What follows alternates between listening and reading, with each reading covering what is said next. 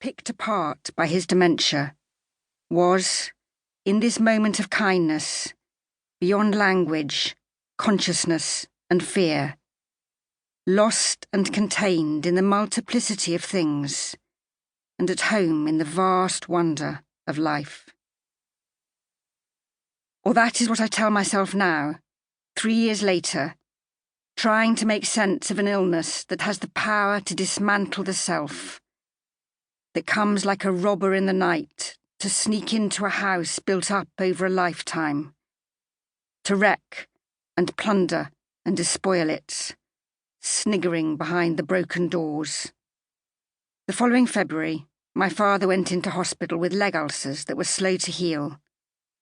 There were strict visiting hours, and then, with an outbreak of norovirus, a virtual lockdown of the ward, which meant that for days on end he was alone.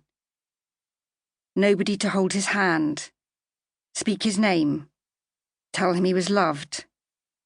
Nobody to keep him tethered to the world.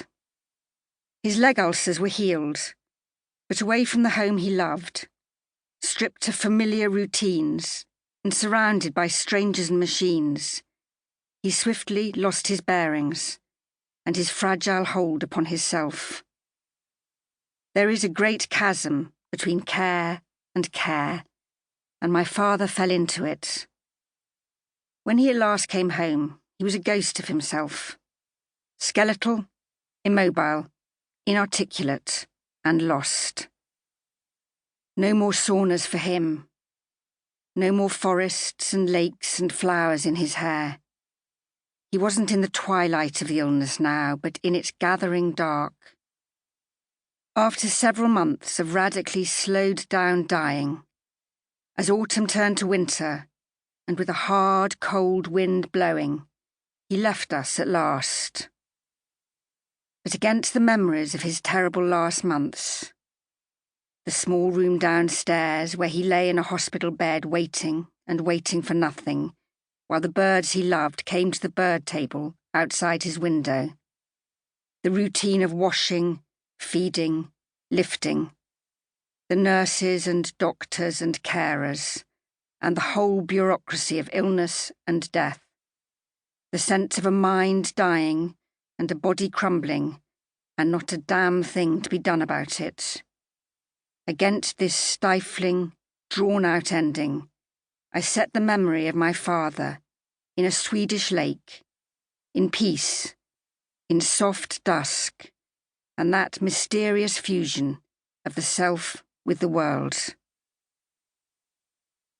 I used to say that we are made of our memories, but what happens when memories are lost? Who are we then? If we are out of our mind, where have we gone?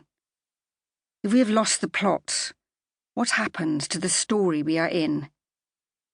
Even at the bitter end, I never thought my father wasn't himself, although at the same time I felt he had lost himself. He was gone, but he remained. He was absent and yet powerfully present. There was something that endured beyond language and recollection, a trace perhaps, like grooves that life had worn into him, the way a river carves into rock. He still had his sweetness. His past lived on in his smile, his frown, the way he raised his bushy silver eyebrows. It lived on in us. He might not have recognised us, but we could recognise him. I don't know what the word for this indelible essence is. Once, it would have been soul.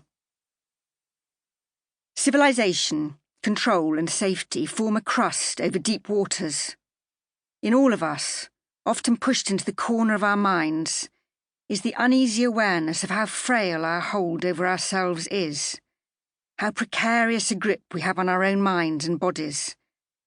Dementia, all the many and often harrowing forms of dementia, makes us ask what it is to be a self, to be human. It is often called the plague of our time. It is the disease of the century.